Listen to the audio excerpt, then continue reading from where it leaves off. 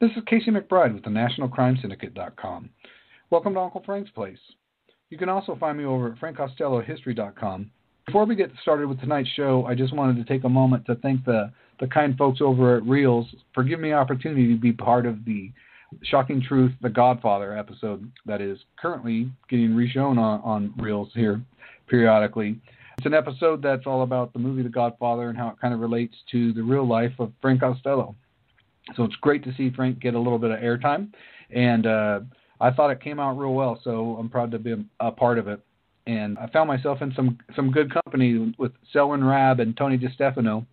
Tony, as you know, is the author of the upcoming Top Hoodlum book that's going to be out June 24th, all about Frank Costello.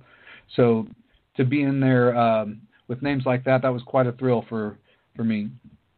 I also want to give a shout out about the Mob World Summit 2018 that's going to be held at the Plaza Hotel June 15th through the 17th. So it's coming up here in just a couple weeks. This is being put on by Larry Henry, who is one of the bloggers for the Mob Museum's website, and he's also got his own column, The Mafia Chronicles, at newsbreaker.com. We're going to have a great list of panelists. We got Ronald Fino, Bill Friedman, J. Michael Niota, Gary Jenkins, Frank Collada, Llewellyn Smiley, Kathy Scott, and Pamela Payton are some of the names that are going to be doing panels. I'm going to be a moderator for Gary Jenkins' panel, so that's a thrill for me, too. I'm a big fan of Gary, so I was glad that I got picked to do that one. Plus, I already know all about him, so I don't have to do any research. I just go in there and wing it.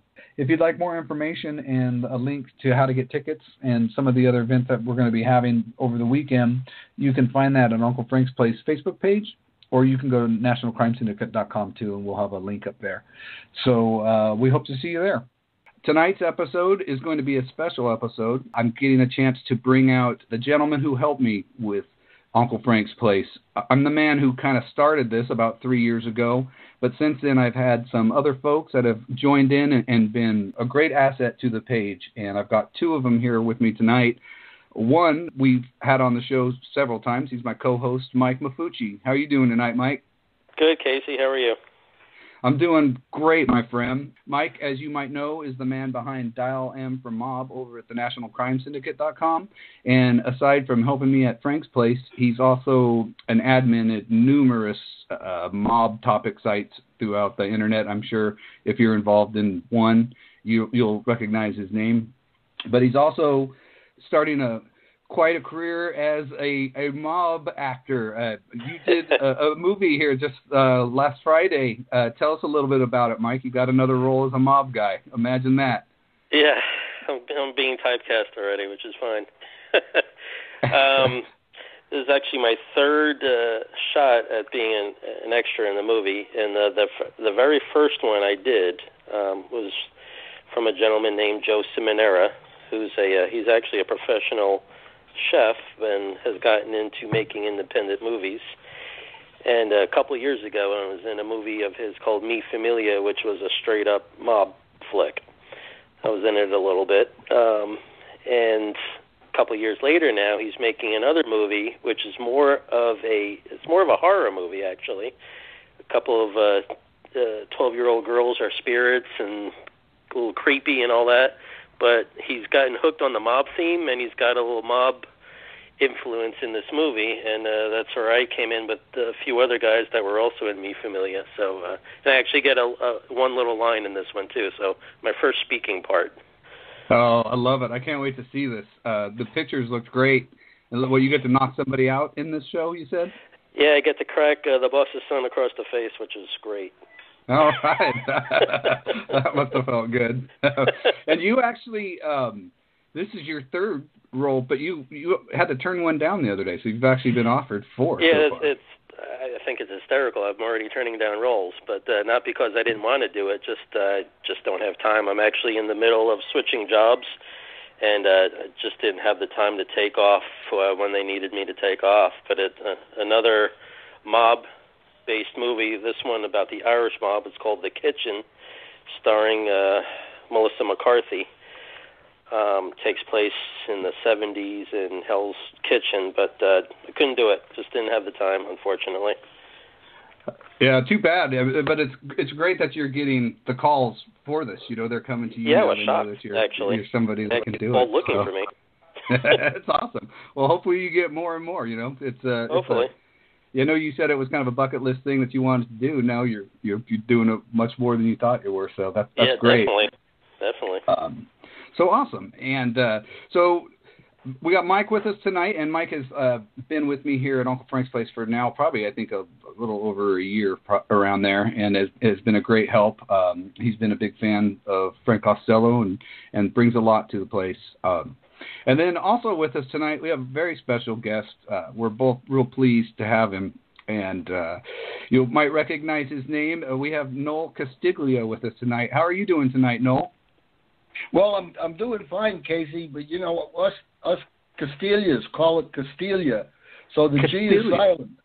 Ah, yeah. See? I'm learning something tonight. Well, that's in great. Italian, if it's followed by a consonant, the G is silent. Oh, great. Good to know. That's really good to know, especially since I'm going to this thing in Vegas here coming up pretty soon. Now I know how to pronounce it. I'd make a fool of myself if I said it the other way. So. No problem.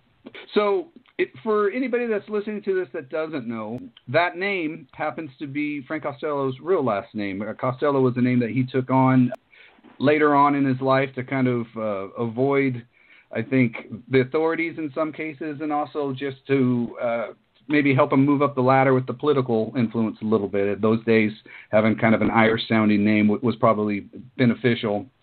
So, Noel, tell us, how you're related to Frank, because, he didn't have any children, so there's not really any relatives that we know of that are around that are, like you could say, are grandchildren or super closely related to the man. So, anytime that we can find somebody that's related to him all, it's great because, he just doesn't have the family lineage like a lot of these other mob guys do. So, what is your relationship to Frank? Yeah, just briefly to give you the overview is Luigi Castiglia was Frank's father. Luigi had a brother, Antonio Castiglia, and Francesco Castiglia. Francesco Castiglia is my great-grandfather. And so Francesco would have been Frank Costello's uncle. Okay? Wow. Yeah. So for me, my grandfather, Dominic, was his first cousin. My father was also Francesco Castiglia, was his second cousin once removed. And I'm his, not second cousin, first cousin once removed. And I'm his first cousin twice removed. And that's really the relationship. We have the same, his great-grandfather was my great-great-grandfather, Domenico. Wow. Domenico Castiglia. And he was employed in Italy, in Calabria, as a rural guard, which I think is interesting because we find that Frank's mother's father, his other grandfather on the Alois side, Maria Severa Alois was Frank's mother. He was also a rural guard in Italy as well, and so was Francesco, a rural guard in Italy. Now, what was a rural guard? Essentially, a policeman. So isn't it interesting that Frank Costello came from a line of policemen? That is interesting. That's I great. hadn't thought about that before until I saw you guys were coming up, and I said, "Gee, that's interesting. I share that with you." Basically, he's my first cousin, twice removed, but we all knew him as Uncle Frank because in an Italian family, as I know Mike will tell you, yeah. is if there's somebody close to you in the family, and he's older, a senior person, whether he's a cousin who's older, or an uncle who's younger, or they're uncles.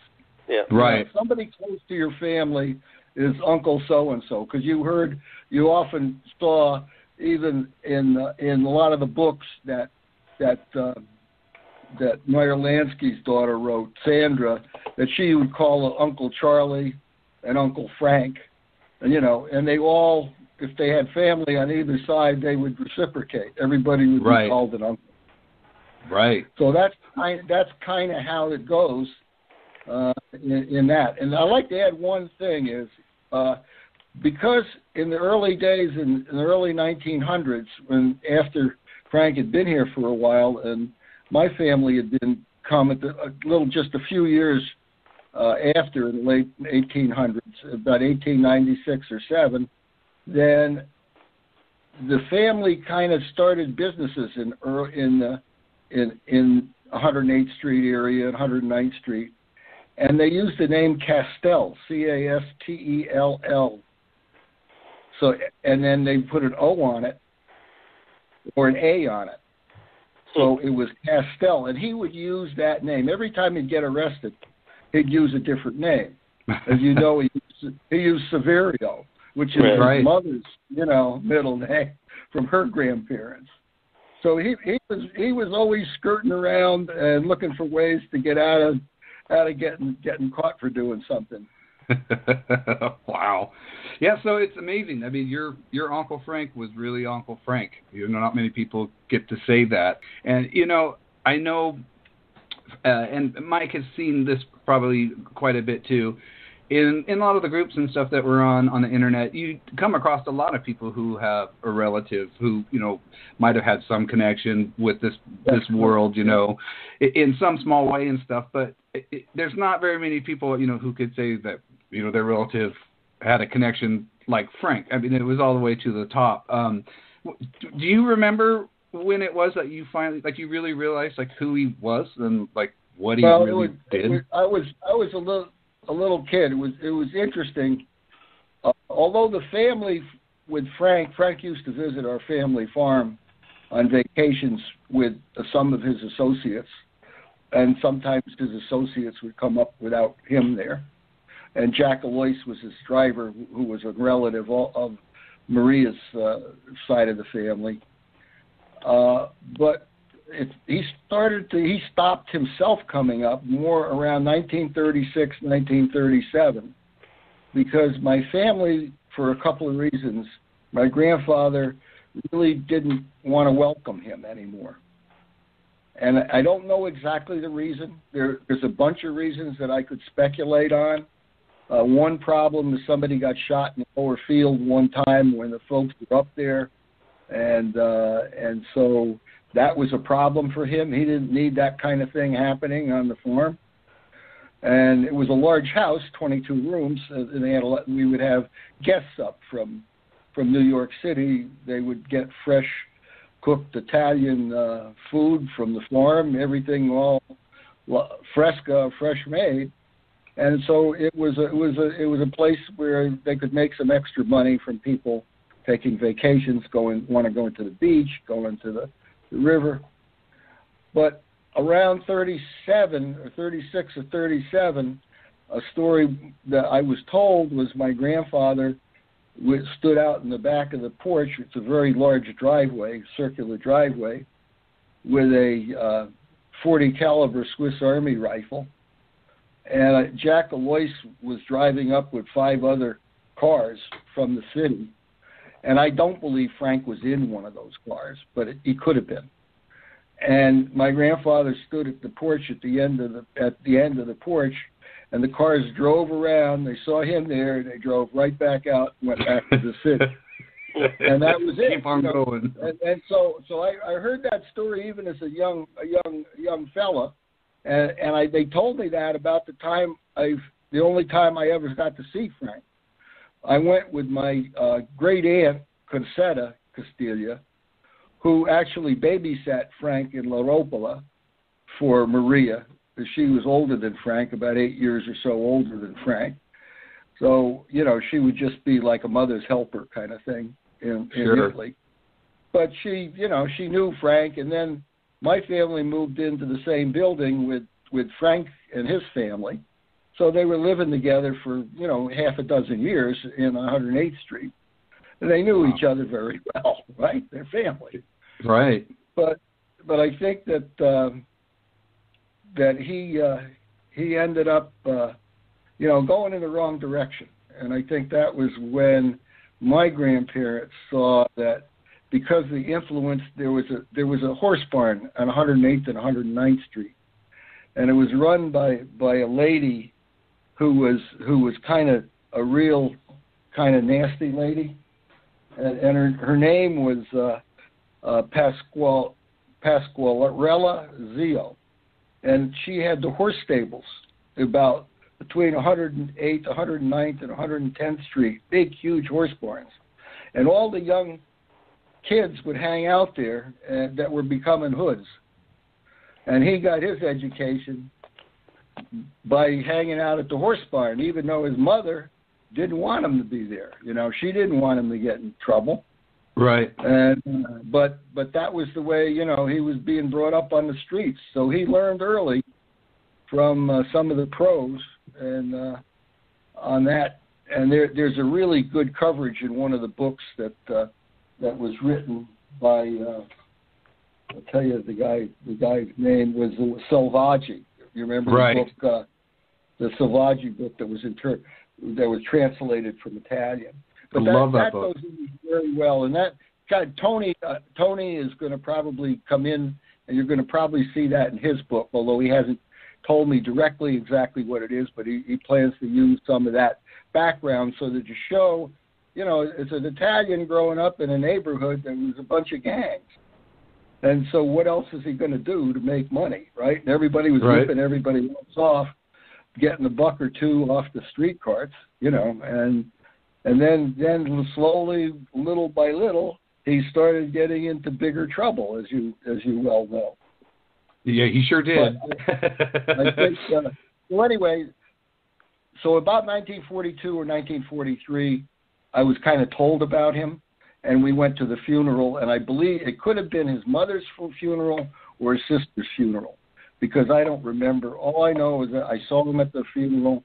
People would come up to him, you know, and say hello and, you know, kind of be nice and everything, and that was about it, because I was only there for about, you know, an hour or so. Right. Now, were you introduced to him at all, or did you just kind of see him from the side?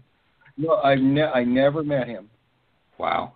Because part of the reason would be because my father hated him, didn't like him, right. Because he was not an honest guy, and my father was grown up as being honest, and that was a value that he had. And of course, Frank didn't have the benefit of any education really, because he didn't speak English when he came to America, and he had real trouble learning it. He didn't learn it in school. They didn't teach it in a way that was easier like they do now. But you know, in my family, they were fortunate because they all learned English, and to the point where they never spoke Italian in front of me when I was young, and I lived with 12 other Italians. Wow. So, yeah, I mean, it must be, you know, quite a shock when you find out, though, like, you know, your relative, like when you realize, you know, he's not just somebody who's connected with a couple mob guys.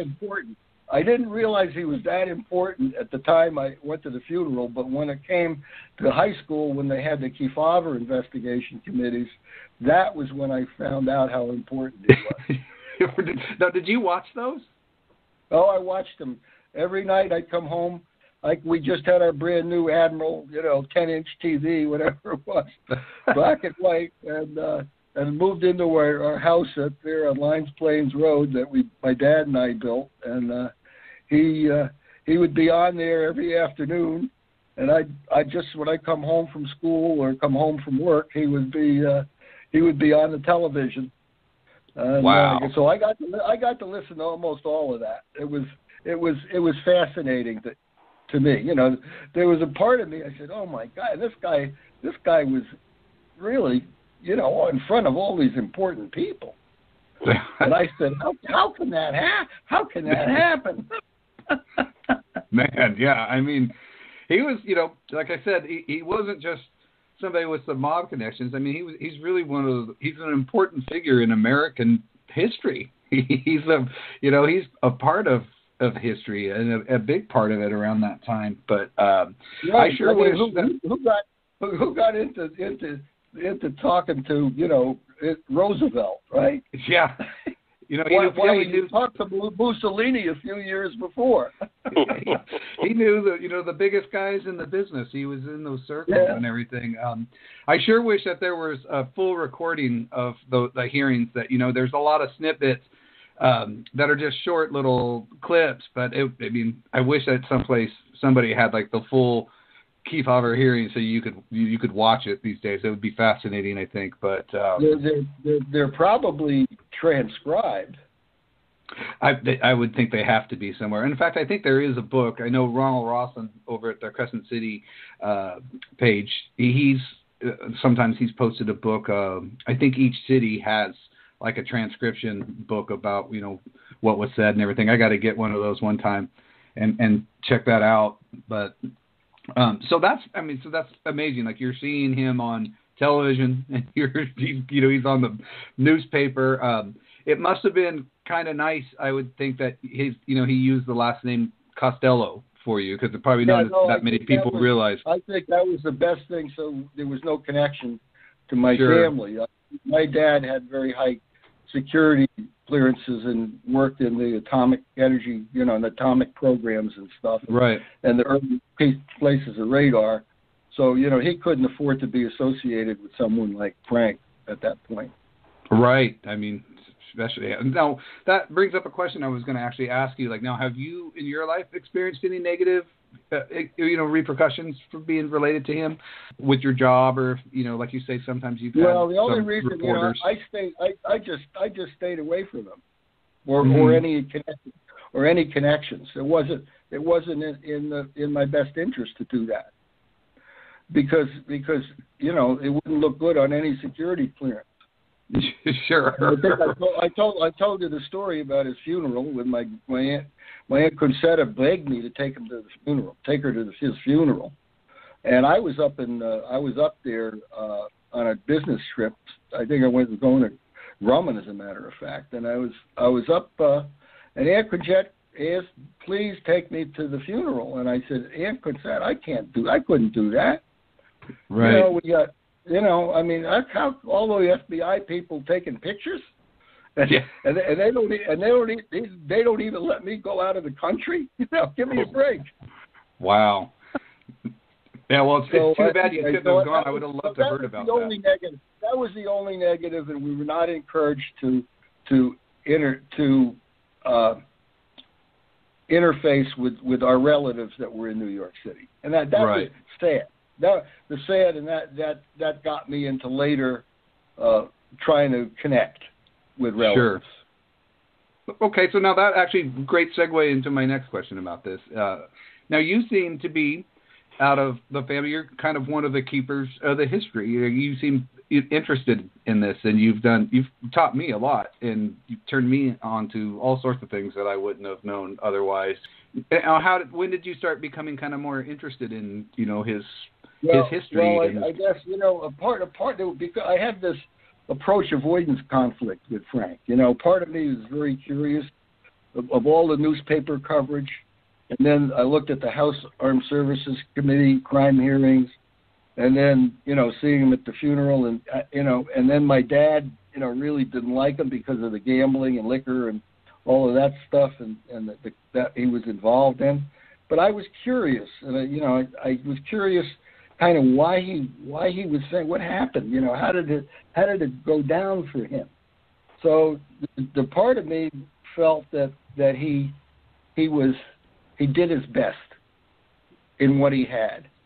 So I can't really deny the fact that he took what he had and his resources, and he rose to the top.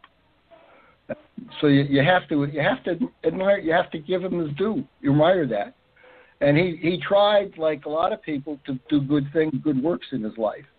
And that I went on a website when I was looking for connections to Luigi and Maria and the family, because all his sisters and Eddie, his brother Eddie, and seeing where they were and, what happened, because I wanted to know about my great-uncle Antonio and a little bit about where they came from, because I really didn't know very much. So I got interested, which I always call, I said, it's like being part pregnant. Once you get started doing this, it's kind of hard to stop. And so I opened that Ning site, Uncle Frank's Place, with positive stories about Frank Costello, that I kind of took off from what some of the Italian people in Europola had posted on certain on a website about positive stories. So I said, why not? Let's see what the positive stories are. And I remember one of my cousins, Anna Maria, saying, Frank had a good side. Well, she knew because her father got his first suit from Frank Costello. My cousin Hannibal. We called him an uncle, but he's my cousin. But he got his first new suit with Frank Costello, and Frank was grooming him to be, another one of the judges. And he went to Columbia, and he graduated from Columbia, but then he went into the service, and he ended up in the medical community, and he ended up going into medicine and became a medical doctor. so Frank couldn't use him, and he was just happy at the time. Because, one of the things I know I told you before is Frank Costello loved Aunt Tilly's, that's Hannibal's mother's spaghetti sauce. She just made the best spaghetti sauce. He would send his driver, Jack Alois or Frank Rizzo over after Frank came to go up to visit Aunt Tilly. Cosilda was her real name, Castiglia, and pick up some tomato sauce and bring it home to him when he was in Manhattan. So that was he lived in Astoria, which is not too far from where his mother lived at the time. Right. So that was easy. Wow, that's fascinating. So now you mentioned Tony DeStefano here a little bit earlier. Now you kind of got together with him a little while ago and sort of gave him a little bit of help on the book that's coming out here. I believe it's June 24th is the release date. But tell us a little bit about that. Had you ever done that before with anybody else? No, never done that before, and it was kind of fun to get to a point where when I was contacted about getting together with Tony, and I invited him to come over and visit when he was in Washington doing research. He was doing some research for the book, so I got a chance to collect all I had, all the various books that you and I collect, right? Uh-huh. I just want to have, while I got you, do you have the Henry Ziegler book? I do. Z-I-G-E? Okay. So you yes, got sir. all four books. I do. You got the Wolf book, the Salvaci book. Those are the four. I wasn't sure, so I figured I'd make sure I'd ask. But laid out all the books that were available so that he understood what had gone on before, so that when he did his research, it would be meaningful. And I had a copy of the FBI files that I put on a disc for him, those 3,000 pages of FBI files. And I got them and I put them on a disc and gave them to Tony. And I had a photo album from my grandmother, sort of documenting all the visitors that would come to the farm and stay there, and with lots of pictures in them. Of course, those lots of pictures were in the early 1900s, and I didn't know anybody, wouldn't know anybody. But we were able to recognize a few people, and, there was a few of Frank that were in there. It's incredible, like the list of, probably visitors that he brought up there. Couldn't imagine, like, getting the list of names that probably have kind of passed through up there.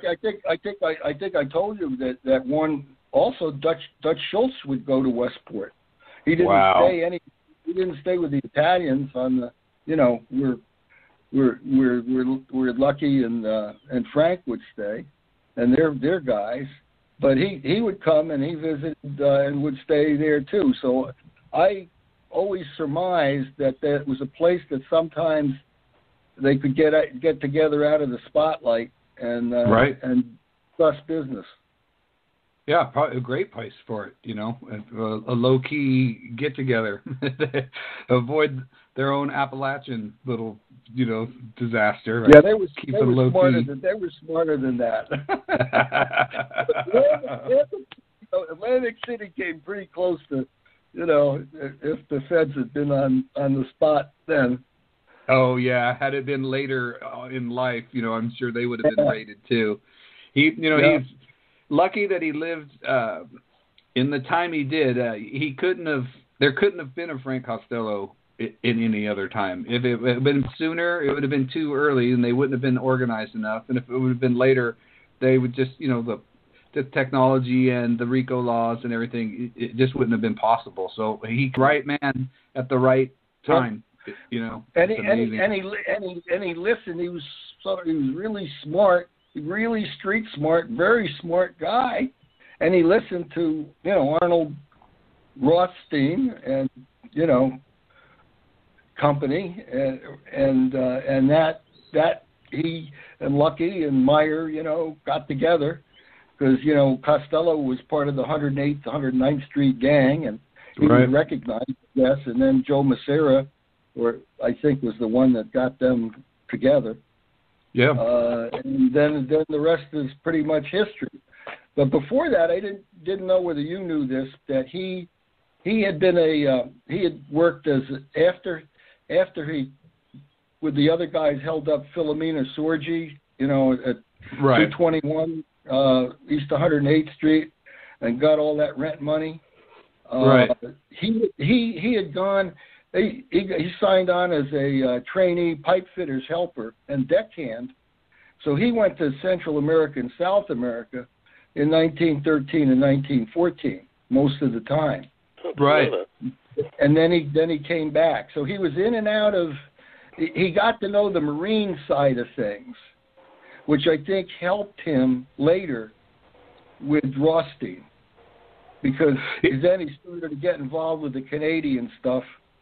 So all of a sudden he became involved in comfortably in shipping and international stuff, and then they gradually, he already was knowledgeable of the docks. I remember the story my mom told me that he one time, I guess it must have been before, it was right when Prohibition really kind of started, and there was some Irishmen running out of Canada.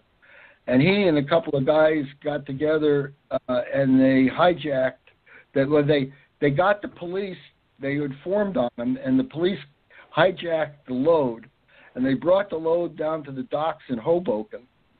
Big load, the police did, and they put the guys in jail or arrested them. Right. And then the following day, Frank and a couple of policemen and some of the guys went back into the warehouse and stole all the liquor and distributed it. and that was how they got started. Got big money, got cash. Right. They turned it into a lot more. I find that the kind of the marine nautical side of his life, I think it's fascinating. I really think that, had his circumstances been different, he could have been an admiral in the Navy or something. I think he really liked it.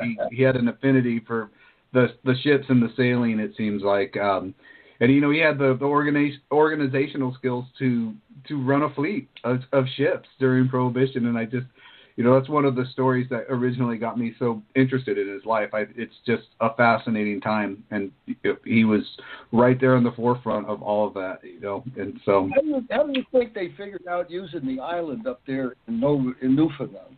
Yeah, as a point, and that's the kind of thing, that was just so smart. I mean, so it was like terrific, So you can be a legal exporter. Get that scotch, send it into the, Newfoundland, Canada, and then, bring it down. It was perfect. Yeah. I mean, he thought big. That's one of the things about him. He was one of those guys that had real big ideas. Somebody like me, I would never even consider something like an operation like that. But he's one of those guys that was just like, well, why don't we, try to reach for the biggest goal that we can we can imagine. Let's go for that. And he was one of those kind of guys that could usually pull it together and pull that off. So that's how he got up to where he did. Now, let me ask you this, Noel. First of all, I wanted to say one little story about how I actually kind of met you through Uncle Frank's Place. It wasn't long after I started it that I began to see the last name, the Castiglia name on there, and I had never, been contacted by anybody from that side of the family, so I was really excited at first. And then immediately you kind of contacted me and gave me your phone number, and you said, give me a call. And my initial reaction, I was terrified. I was like, oh man, he's gonna, just read me the riot act and tell me to stop doing this, take this thing down. So I was like, I better call him and take my medicine. I was really happy you did that because, you got connected to some of the relatives that are down in New Orleans. I wouldn't know any of them down there. Yeah, and that's what I was going to ask. The relatives in Long Island and that New York area, I wouldn't know any of them. I wouldn't have known many of the names that I'm not going to mention over the phone at this point. So you've met some of the family has sort of come together on Uncle Frank's Place, and if nothing ever else happened again with that little page, I think that's the coolest thing. I mean, I can't believe I never would have expected that to happen when I started it. It helped me solve the mystery for me and how people were connected. Absolutely, that's great. That's awesome. So, boy, it makes it all worth it for me.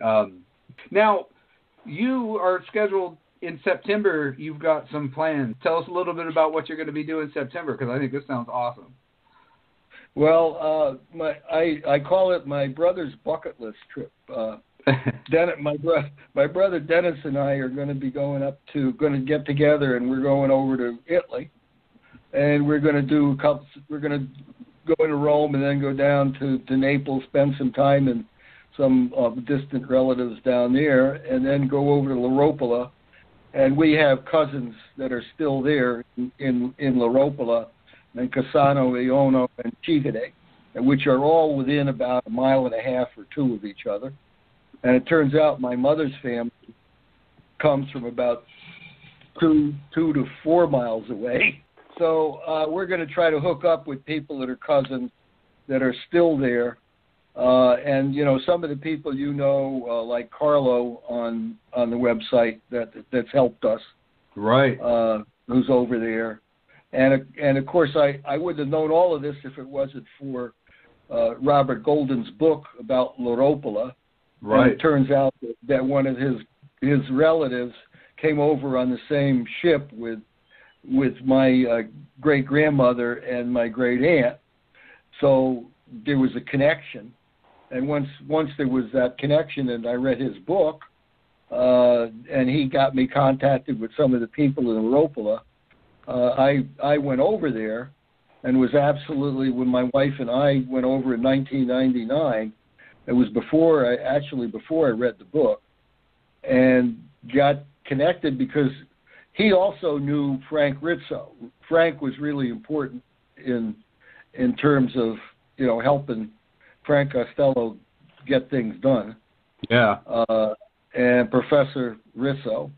And he was known as I know Robert always called him Don Rizzo. And turns out when I went over there looking for some of my relatives, I went into the civil municipal building there, and the lady behind the desk was his granddaughter. Oh, so wow. His granddaughter. So she connected me with some of the other relatives that Noel Castiglia is still there, but my great grandmother's family is still there. So wow. I got connected that way. But it was really kind of funny to go there and to actually see people that were your relatives. Yeah, it's going to be amazing. And you're going to. Well, before I forget, too, I'd like to say Robert's book, if you're interested in that book, you can find it on the frankcostellohistory.com on the website in the library. I have a little snippet about it and a link that you can order it if you'd like. And I've read it. It was good. If you're really, interested in going down the rabbit hole with Frank Costello and some of the more family history. Yeah, I mean, if you're gonna really want know about somebody like that, you got to know where they came from, and that's a really good resource to kind of I didn't know any of that stuff, so when you turned me onto that book, it was great. And speaking of books too, when you go over, you were talking about you're gonna maybe take a couple of Tony's of the new Costello book with you. I got a half a dozen of Tony's books on order that I'm gonna mail them out to Carlo, and he's gonna I got one for him, and he's gonna donate a few to the library over there, so that that's excellent. With all the other books they have, of course, it's not in Italian, but a lot of them now read English, which is it'll more than they used to.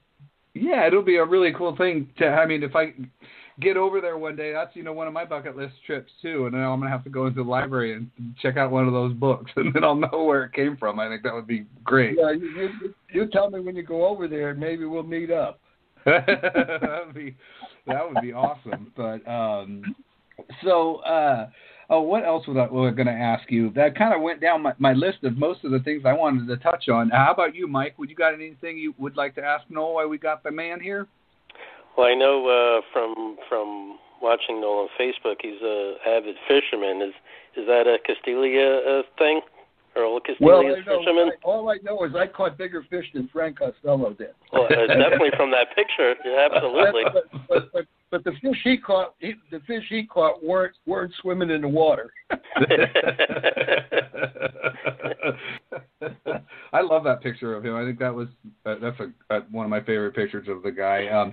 It's weird seeing pictures of you sometimes, Noel, though, because you Castiglia men, and you've let me see some family pictures of a lot of the guys in the family, and there's definitely a look. When I look at pictures of you, you can be honest. You won't upset me. I've lived with this nose for 80 years now, and it's okay, But it's not. It isn't fun growing up with a big nose. Let me tell you. But yeah, it's just weird seeing pictures of you. Every once in a while, I'll get a glimpse of one. I'm like, wow, he looks. You guys look a lot alike, but Frank was a good-looking dude, man. So you're a lucky guy. He did all right. It's too bad he didn't have children, but I understand it was probably better that he didn't. Better that he probably was. Have. My opinion on that, and I could be wrong. I didn't know the guy, but what I have been able to kind of ascertain from reading all this stuff about him, he seemed to me kind of like the kind of guy. He was pretty into what he was doing in himself. I don't know, he had his wife. I think it's amazing that they stayed together as long, like they did. But I don't know that what kind of a father maybe he would be. He was a pretty busy guy, and like you're saying, having children brought up in that, who knows? I mean, one part of it is I'm sad because it's too bad there aren't any siblings like that are around where maybe we could talk to him or we could meet him. But how about have you ever tried to interview Miller? You know who I'm talking about. Yeah. John Miller. Yeah. Yeah. I've tried to kind of look him up through different, he's not really on Facebook or anything like that, but I did through, LinkedIn. I think Tony got a connection to that, and I'm hoping there's going to be something in the book. He did. He knew him more like somebody that Frank looked at as kind of family. I think. Absolutely, yeah. No, Tony did get a hold of his mom. So Cindy Miller, who is still alive, Tony talked to her. So that's, what she had to say is going to be in this book. And that, for me, that's one of the most exciting aspects of it that I can't wait to hear. I think that would be great. But he's never published anything to your knowledge, right? Not that no. I mean, I think at this point, one of Mike or me or you, we would have seen it somewhere if he did. He's on a lot of, mob documentaries. He pops up all the time, on things about John Gotti. And, of course, he's on the one with Frank Costello, too, where he talks. So, I know he's come out in public and talked about it. But he seems to be kind of one of those guys. I'm curious, like what you were saying with your job. Yeah, he's with the NYPD. He's pretty high up there. It's I don't know. Maybe he's not really, comfortable about coming out and talking about, his well, godfather being. That's an excellent point, and it makes perfect sense too. The Yeah. other one was Peter Moss's family. He had those last few months of interviewing with Frank, and yeah. God, I always would like to know what happened to those notes. I talked to Tony about that, but we've never been able to get any feedback on. Yeah, I tried to look up his son, and I came across the name of a person I think it is him, and I reached out to, but I didn't hear anything back from him either. Which you mean a relative? Yeah.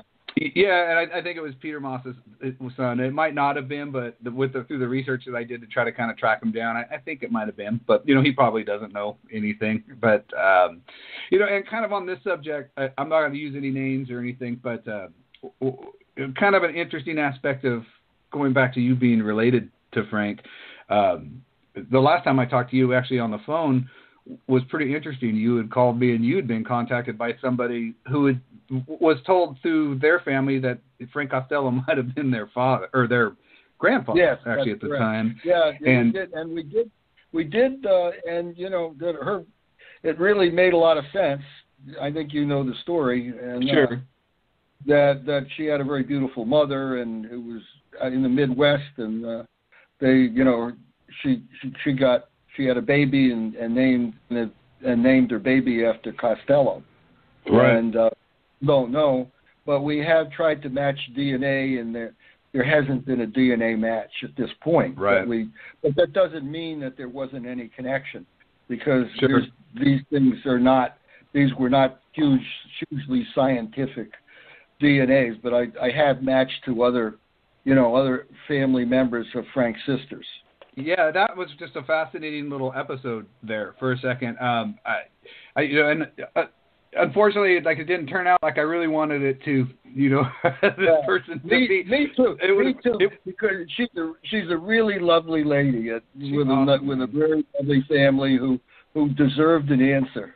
Yeah, and it would have been, for a while there, I was thinking, maybe I was always kind of regretful, like I said, in some ways that he didn't have children that I could maybe talk to who could tell me stories about him. And then for a little bit there, I was like, well, I might find out that he's got a grandchildren, and it might be me telling them stories about him. And I was like, that would have been the coolest thing ever. So I was really kind of bummed that it didn't pan out, but not just for that reason, but I think for this person, they would have had some closure on knowing, absolutely. Not only who their grandfather was, but he was an interesting, what an interesting grandfather to have, Absolutely. Absolutely. But, and the timing and the story and everything was, kind of right. Yeah. Made a lot of sense. Yeah. I mean, it wasn't some oddball person who was just, wanted to be related to Frank Costello and stuff like that. That's but you see these people online and stuff quite a bit. So, but I thought that was fascinating at the time that you kind of let me in to that. Or were telling me about what was going on, I was just like, wow, I can't believe that I even am sort of part of the little circle who knows that this is happening. Yeah, so would have made my day as well, Casey, if it worked out. Yeah, but still, we made a good friend. The person is very cool. Still keep in touch a little bit here and there. So I think that's great. But so Noel, I mean, I'm going to wind this down just a little bit. Like, I could keep talking to you all day long about this stuff, but I don't want to keep you guys up all night and anything. But before we go, is there anything else that Mike or you guys want to add or ask or have to say? Now would be the time to say it, I suppose. If you want me to, some of the people that are relatives, I've asked when I go to Laropel, I'll pay respects to people that are in the family that still have contact over there. But that'd be great. If there's anybody that you get in contact with that is interested in doing that, you can let me know. That'd be great. Are you going to go see the house that he was born in? Or are you going to go by? Yeah, of course. Yes.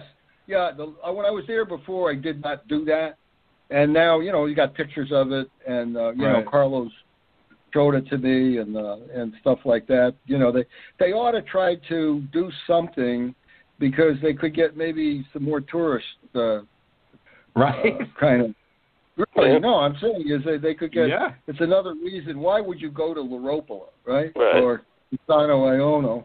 There's a beautiful little Shiva there, which is right above there, about a mile and a half away. It's an extremely high mountain village. It's absolutely gorgeous, and there are a lot of tourists. It's a big tourist stop for it. But if they had something else to do in Laropola, or people might go there and then get a little bit more business if there was something to see.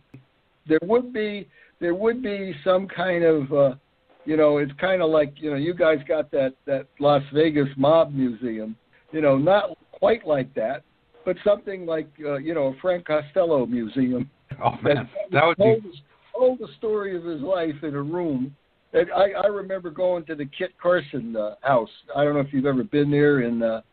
It's a small house, but it's got a couple of 3 rooms, and it kind of tells you the story of Kit Carson and what it's like. And and it was kind of nice. It was a real great stop, and they employed one of the some of the local people, and it was an attraction for people to go there because he was a significant person in Absolutely. the West. Yeah, I mean, like my wife is already, mad that when we finally do go to Italy, she just wants to go to Rome and all these places, and she knows that we're like, oh, if we're over there, we're going all the way down to this little village on the mountain. You got to remember now. Frank went to Rome and he met with Mussolini. So I mean, it's part of the trip. Casey, you got to give her that. I mean, I got no problem with going to Rome, but I'm like, I've already told her, like, if we're going to be all the way over there, like, that this is happening. So you can argue all you want, but we're going to have to do this. So it'll definitely happen one day. Our 25th wedding anniversary is coming up here in about a year and a half, so I think that's probably one of the things we're going to do is maybe go over there. But and our anniversary is on the 23rd of September, which is a total accident, but that was the date that Bobby and Frank were married too. I'm going to try to see if I can match some of those spots where some of those photos that Frank took when he was over there, and That'd see if I can match where the spot is, because I think I got some additional information on where it was. This is great. It's like we have our own little on-the-scene reporter that's going to be going over there, giving us the on-the-spot reporting, and we'll have some good pictures and stuff. This is going to be really fun. Just be a satellite. It's going to be great. So, well, I'm glad that you're going over there with your brother. That's going to be a real fun trip. You'll definitely remember that for years to come. So, good for you. Yeah, and I hope to get up to New York and get together with Mike and the crowd and some of the other family members that. That'd be great. Well, hopefully that Tony will maybe do some speaking engagements. He usually does. I know when he comes out with the book, he'll go to like some of the libraries and stuff around there. So maybe one of these will work out here. Maybe you guys could go to that and go see his speaking engagement. He'd probably like that. But or he might hate that. He'd have a bunch of Costello experts showing up at his speaking engagement, a bunch of know-it-alls. I'm still trying to get him to find me one of these kids that is in journalism school that'll help me track down, because I think Frank was a stowaway on one of those boats. Right. Because I have spent weeks trying to find Frank and Maria in any of the manifests. Right. And I could find that Luigi and Soletta's, they're there all the time. But the other ones, and when he said he came over, the date he came over, there wasn't a boat there that came from Naples, So it was all put together. So I believe it was probably in 1896 or 97, no later, that he came over with Maria. And they went through that I think hidden in a bucket or Yeah. But I mean, that wouldn't be that unusual. I really think that that's what happened, and that's why he was always worried about that, and that's why I think my grandfather hid in the barn when the FBI came up to interview him. Right. Because he knew the story. Wow. And he didn't want to be associated with any of that. Sure. Sure. Yeah. I mean, I think it's important for people to understand, too, like just because there's one person in a family that chooses to go that way in their life, it doesn't mean like everybody in the family is involved with that. It actually sounds like, the big joke in my family is my father was the transmitter radar project manager that bounced the first beam off the moon. Right. Nobody remembers that Frank Costello. No. Nobody cares. It's unbelievable. But it was a family joke. He said, "Oh yeah, well, nobody will remember us, but they'll all remember Frank." It's true. Well, you guys are all good at math. That's just a Castiglia thing. You guys all have a good head for numbers and science and math. I think Meyer was. I think Frank was good. Frank was good with numbers. Oh yeah. Frank was good with numbers, and I think that's what he and Meyer got along real well with that. I think that's part of the reason they got along, because Meyer was excellent. Yeah, they were super team together. I mean, they couldn't get to better. Lucky was a powerful man, did a lot of things in his day, but man, look at the guys that he had in his corner. Look, who you couldn't get to better advisors. He picked got two guys there to hang out with. He sure did, and they all stuck together. It's amazing. They through that whole thing. Those three kind of they stuck together. They didn't really turn on each other. It's amazing in that world that somebody could last that long, and keep their partnership going. So that's one of the things I think is fascinating about the story. I thought it was so cool that after Batista there, they went all one after Lucky. After Lucky went to Italy, and he came back to Havana. That they all showed up in Havana, right? Together, and they had Sinatra bring all that money in from California, just to kind of help Lucky out a little bit, Yep. It's so incredible. they were trying to do the right thing with Lucky, I think. Right. It was a tough situation to be in. The whole story is fascinating, but. Well, that's awesome, gentlemen. I got to say, again, thanks for doing this. I really wanted to kind of have a chance to sit down and talk to the two of you for quite a while and, be able to just personally thank you for all the help that you guys have given me. There's no way I could have got the page going like I did without, both of you guys. Also, I'd like to thank Vincent Arpa, who runs a lot of different mob groups and the mob book page. He has a great page. Was it Famiglia? How do you say that? Famiglia? Yeah, Familia. La Familia. Yeah. So, and he runs that page, and he helps out quite a bit with posts and different things when he comes across any kind of Costello information. So, it's been awesome, you guys, and I appreciate all the help that you've given me with this stuff. It's been a pleasure. I appreciate your support and helping me find out a lot more about the connections that were out there, and it's been interesting, and he had such an interesting story. It really upset me that the movie was never made. Yeah. By our friend, I think, and I believe it was because Frank was dating his squeeze that Anthony never made the movie. Right. I really believe that. Then he got back at him by naming that crook in Boston, Frank Costello. Oh, that's the worst. That really upset me. But I think that was payback.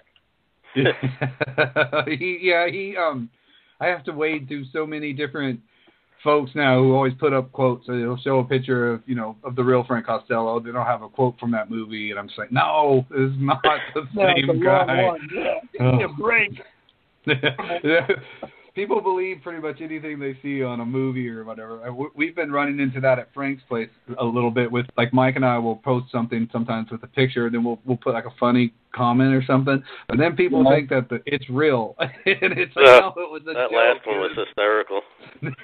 I thought it was particularly interesting to be able to connect with some of the other, relatives of, like, Meyer's relatives and online, and that, because he's probably as well documented as any of them, and sure, and has, which really knew a lot about him. I mean, yeah, I thought Sandra's book was really quite great because it really told the story very well.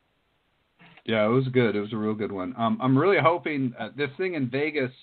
I know Meyer has written in the comments a couple of times. We're going to be going to go see the Gotti movie that comes out that weekend. So a lot of us, guys that are interested in this, since we're going to be in Vegas anyway, we thought this would be a good weekend to go see it while we're all together.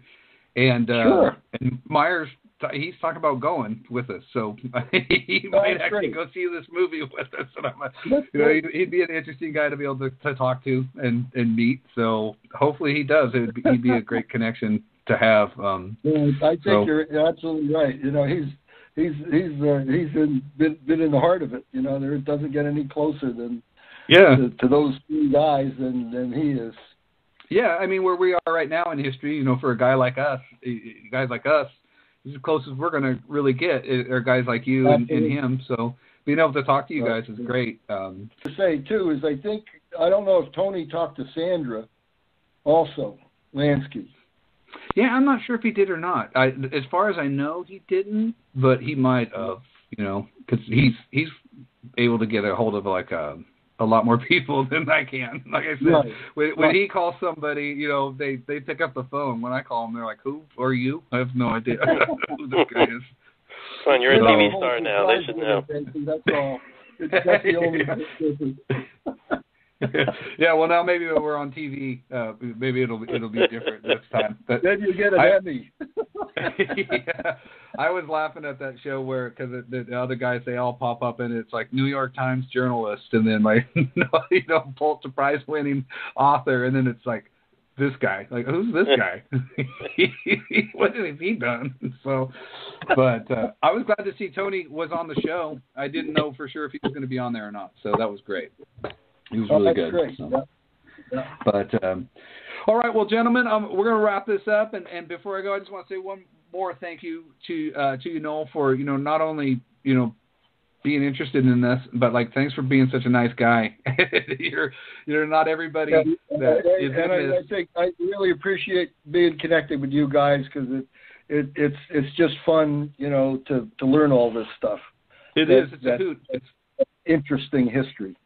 Yeah, it's a lot funner too, having you guys kind of involved too than just sitting here doing it myself. I got people to talk to about it, and it with more eyes on the scene, you get more information. So it's great. Well, and hopefully here in the future, so far every year we've kind of uncovered something new that we haven't heard before. So hopefully there's other mysteries out there that we're still going to be able to kind of uncover on the guy and keep this rolling for a little while longer. So, that'll be cool. But awesome, guys, this was great. You guys are the best for doing this, and we'll do it again sometime after this book comes out and we all read it. Maybe we'll get together and have a little powwow about what we think about the book and all that kind of stuff. Yeah, it'll be good. Yeah, good idea. All right, man. Well, with that, then I'm going to bid you guys good night, and let's keep in touch, keep doing what we're doing, and I hope you guys have the rest of your nights good. Thanks. Same to you. All right. Ciao, Mike. All right, Noel. Good talking to you. All right, you guys. Have a great night. We'll talk to you later. All right. Good night. Bye-bye. Good night.